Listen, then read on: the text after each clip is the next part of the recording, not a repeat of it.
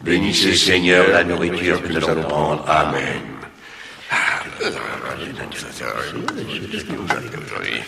Une bonne choucroute, bonne idée ça. Des pommes de terre, des carottes. Oh, les bons petits légumes du père Mathias.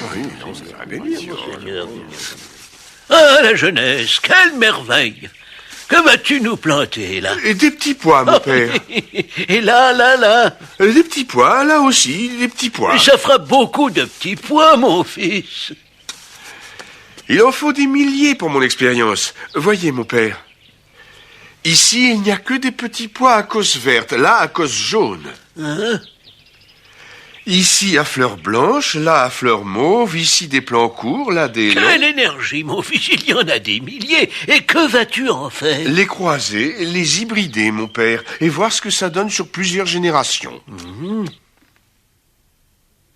Des pois, de la soupe de pois et des petits pois à l'étuvée et une toute petite tranche de porc. Remercions le Seigneur pour notre pain quotidien et pour les petits pois si fins de frère Grégor. Dans notre pain, nos petits pois quotidiens, oui. Et maintenant, mon fils? Je continue les croisements. Je vais mettre le pollen des fleurs roses avec l'écosse verte dans les fleurs blanches aux cosses jaunes. Et les longs dans les courts. Oh non, passez pas si vite. Oh, mais quel travail. Oui, je vois. Enfin, mes yeux ne sont plus assez bons pour ça. Mais les miens non plus, mon père. Regardez, j'ai des lunettes. Je prends le pollen de la fleur rose et je le mets sur le pistil de la fleur blanche.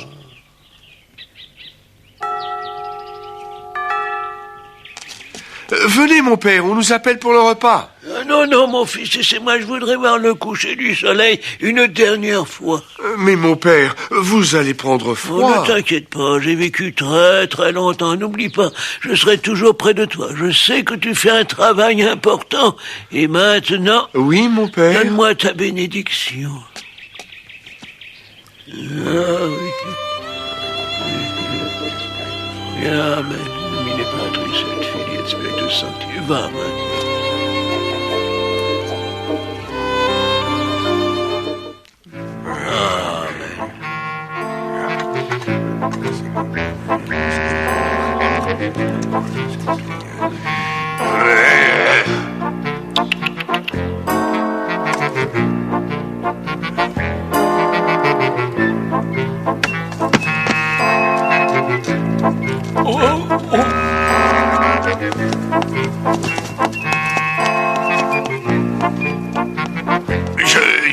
Excusez-moi, mon pois, ces petits pères sont tombés. Je veux dire, mon père, ces petits pois, vous comprenez.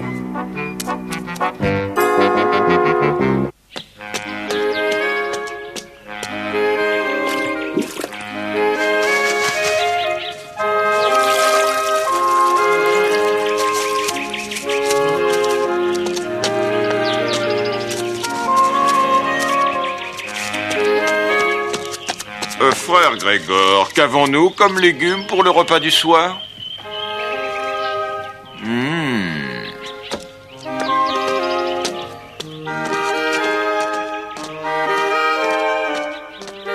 Écoute, frère Grégor, on en a assez des petits pois, on veut des patates, hein? Plantez-en, je suis très occupé.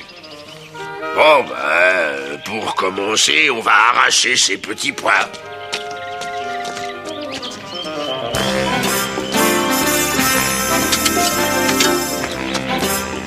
Non. On veut planter des patates. Pas ici, mon frère. Tu vois bien qu'il y a des petits pois. Mais les petits pois, on en a ras le ventre, ras la bouche, ras la tête. On va les arracher. Non. Une grande expérience est en cours qui va bouleverser la science. Pour le moment, elle bouleverse mon estomac. Si tu veux planter, il y a de la place pour tes patates là-bas, dans le champ. Plein de place. Mais le jardin du cloître, c'est là. Il est occupé. Mais je peux t'aider à passer de l'autre côté du mur. Mais qu'est-ce que tu... Tu n'as pas besoin d'un coup de main pour passer de l'autre côté? Non. Bon. Creuse. On va planter nos patates ici. Ça, c'était mon pied. J'ai trouvé, j'en suis sûr Et maintenant. qu'est-ce que tu as trouvé, frère? Les caractères des plantes sont transmises par des particules séparées, 2 pour la couleur, 2 pour la forme, 2 pour la taille. Certaines particules dominent. Regarde, c'est évident, le jaune domine, c'est un caractère dominant. Mais je comprends pas très bien. Qu'est-ce Moi que ça non veut plus. dire? Je comprends pas du tout. Rappelez-vous Darwin, les enfants, dans l'origine des espèces, il a dit... Les lois de la transmission de l'hérédité nous sont encore bien peu connues. Et quelques petites années plus tard, Mendel les découvre, ces lois de l'hérédité. Il vient de découvrir le gène, la base même de la génétique moderne. Je vais vous expliquer.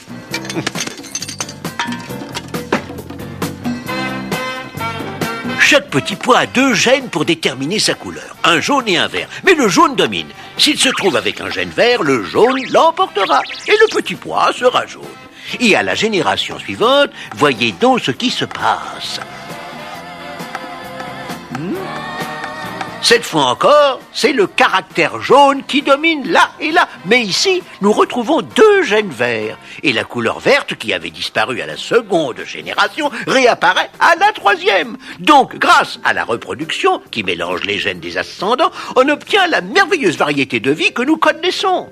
Et c'est pourquoi les enfants auront les caractéristiques mélangées de leurs parents ou grands-parents.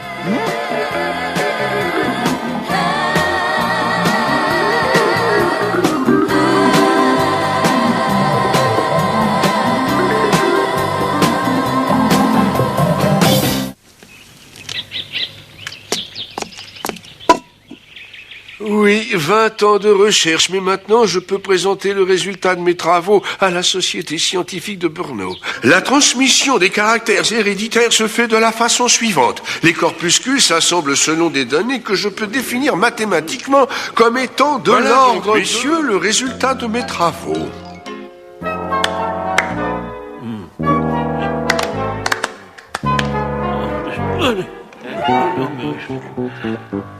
Ils n'ont rien compris, il faudra trouver autre chose. C'est vrai, personne n'avait compris l'importance de ces travaux. Mendel était trop en avance sur son temps. J'ai une idée. Si on peut sélectionner et modifier les plantes, on doit pouvoir le faire avec des animaux.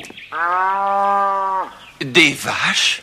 Non, ce serait trop long. Je vais essayer avec des abeilles, elles se multiplient rapidement.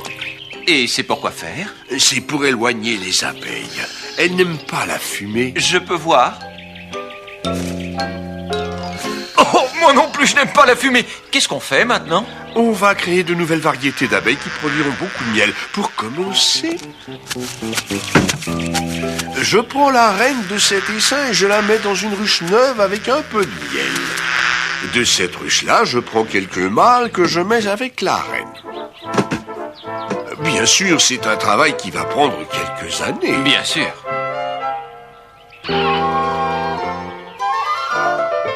Tu vois, celles-là, elles produisent 2 fois plus de miel que les autres. Je crois que je suis sur la bonne piste.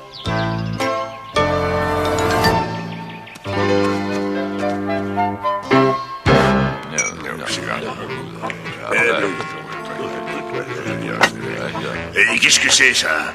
Du porc au miel. Il paraît que c'est de la cuisine chinoise. Bergue, il n'y aurait pas un petit peu de petits pois? Non, mon frère, il y a plus de petits pois. Et ça, c'est quoi? Gâteau au miel, mon frère.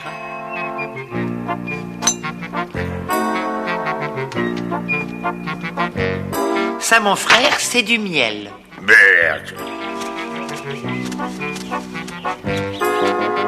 Vous avez perdu quelque chose? On cherche un endroit. Pour planter. Quelques petits pois. Oh, il n'y a pas beaucoup de place par ici. Peut-être là-bas, dans le champ. Tiens, ici. Je ne vous conseille pas. Le jardin, il est à tous les moines, pas vrai?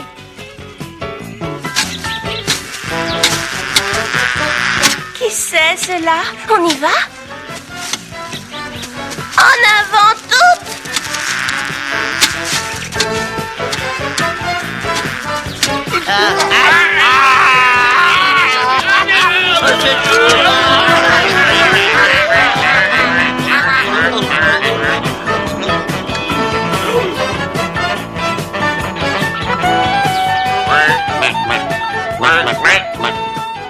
Mendel va faire des comptes détaillés de l'essaimage des abeilles, de l'énergie nécessaire à leur vol. Il va tenter 1000 expériences de culture d'arbres, d'amélioration d'espèces de fruits, de météorologie. Mais sa grande œuvre, ce seront les petits pois, les gènes. Le cœur même de la biologie moderne. Il faudra pourtant patienter quelques décennies pour que ces travaux occultés, contestés, voient leur importance reconnue.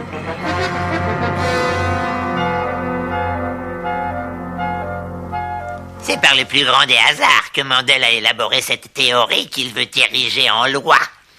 De toute façon, tout ça ne tient pas debout. Monsieur De Vries.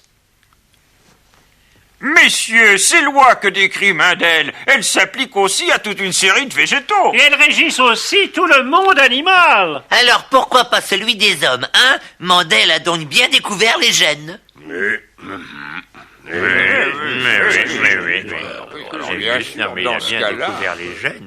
Ce sont les gènes qui font de l'être humain ce qu'il est. Une mouche, un éléphant, un garçon, une fille. Et les découvertes de Mendel ouvriront le chemin à bien d'autres. Monsieur Muller, voulez-vous m'attraper cette mouche, je vous prie? Mais oui, monsieur Morgan.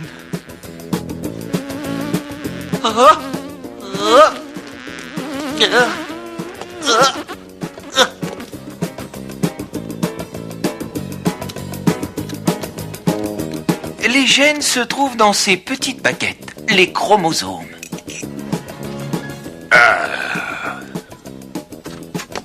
J'ai trouvé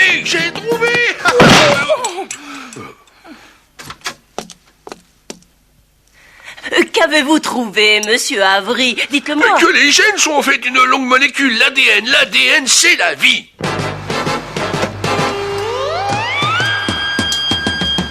Watson, Crick, que faites-vous là? Oh mais ça, monsieur, c'est une molécule d'ADN. Quoi? C'est quoi? Que voyez-vous, Madame McClintock? Ce sont des gènes sauteurs. Qu'est-ce que c'est que ce charabia, monsieur Ochoa? C'est le code génétique que je viens de déchiffrer. On sait aujourd'hui que l'ADN contient les gènes qui transmettent les caractères et passe commande pour la fabrication de ce dont l'organisme a besoin. Et la science permet de modifier ces gènes en laboratoire. Grâce au génie génétique, on commence à fabriquer de nouveaux médicaments à guérir des maladies héréditaires. Pour la première fois, l'homme essaie de contrôler sa propre évolution. Vous voulez dire, maestro, que l'homme peut se transformer lui-même? Oui, il sait aujourd'hui agir sur les gènes, donc sur l'hérédité. Cela lui donne un pouvoir extraordinaire dont il doit user avec beaucoup de prudence, beaucoup de sagesse. Les découvreurs façonnent pour nous des mondes meilleurs. L'œil vers le ciel, leurs pensées vagabondent ailleurs. Tourne-manège des étoiles, des planètes, des comètes. Voici que l'homme décolle, il va quitter le sol. Mes paroles, c'est qu'il s'envole. Demain, ils nous mèneront vers d'autres firmaments. Car pour eux, l'homme n'en est qu'au début de son roman. Les découvreurs